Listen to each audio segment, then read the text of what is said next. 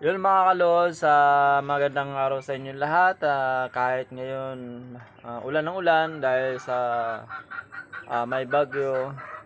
Ngayon tingnan natin yung ating mga alaga dito sa likod ng ating bahay.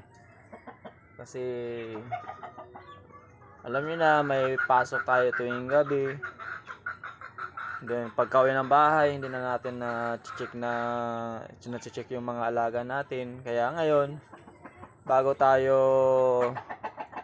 umalis, mag-prepare para sa pagpasok, check muna natin yung mga alaga natin, manok.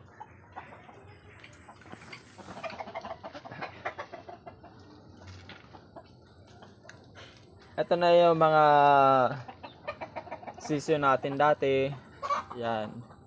Malalaki na sila. Ngayon, nilagay na natin sila dito sa may net.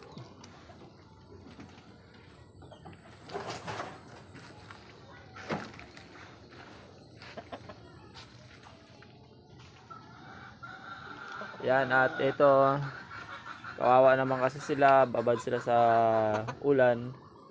Masyado silang malalamigan, baka magkasakit yung ating mga alaga, kaya nilagyan natin ng bubong.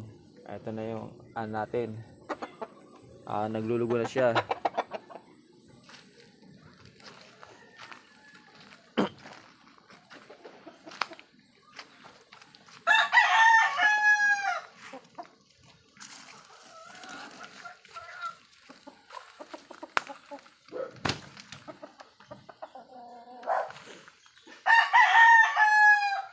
Ito na yung ating bulik nung kabitawan niya yung anak ng tapi natin, tapi na pig sweater. Yan.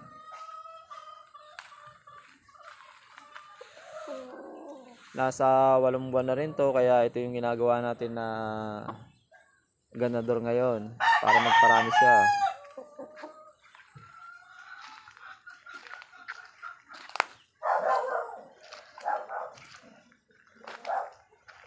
Ngayon nga ay huminto na yung buhos ng ulan.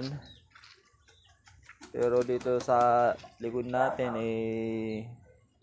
basang-basa pa rin.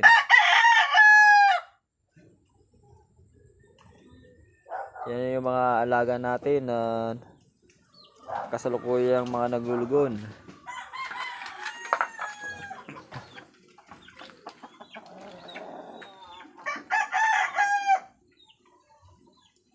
Ito yung ating broodcock na bulik. Ngayon wala na siyang buntot dahil naglulugo na rin siya.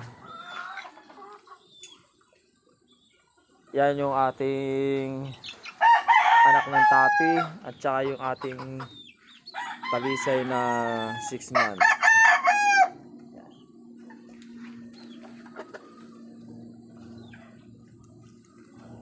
Ito yung ating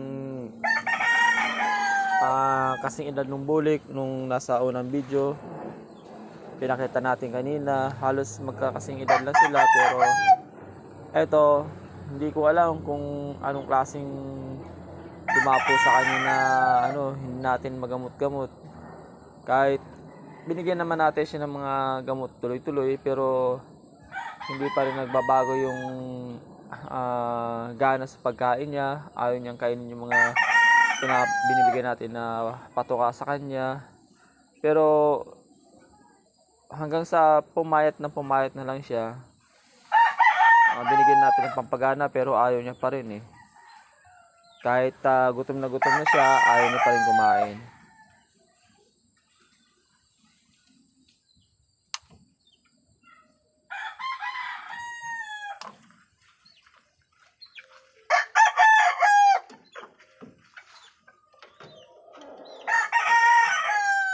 Ito na naman yung anak ng natin,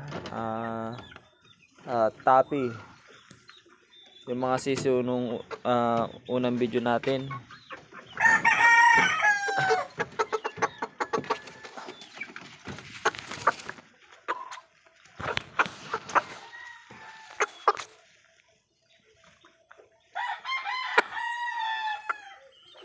Yan, mga nasa 2 months na yan. Kaya tinawag na tapi yan kasi yung nasa ulo niya, kita niyo mga parang nakatayo, medyo mahaba yung balahibo niya.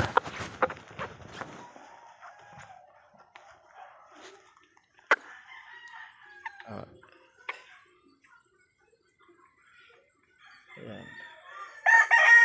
Nasa 2 months na to mga loads.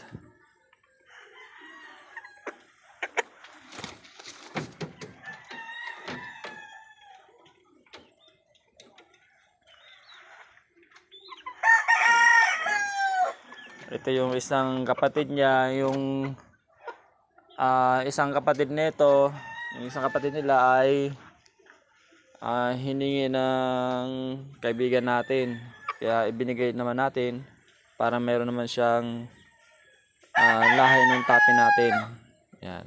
Magkapatid po sila nung una.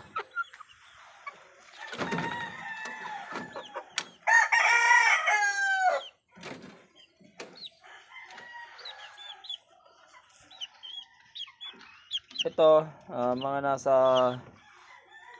1 month na ito, itong mga sisiyo natin. Anak ito ng white kelso natin. Ay ng kelso natin, yan. Anak siya. Bali crossbreed na rin to.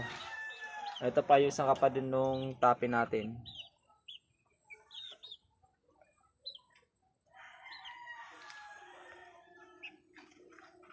Natin yung bubong ng ating kulungan, puro dahon na.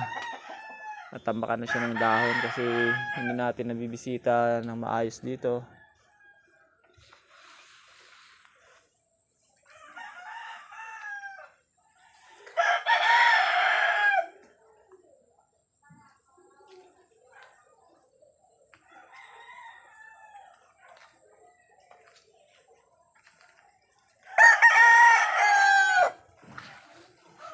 Itong anak ng tapi at saka yung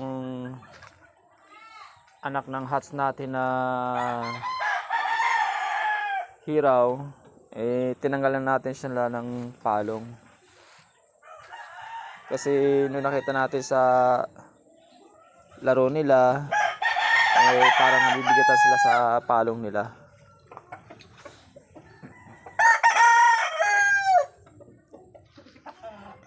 Yan yung inahin natin, yung anak ng mga 1 month natin na nandun sa kulungan. Sweater yan.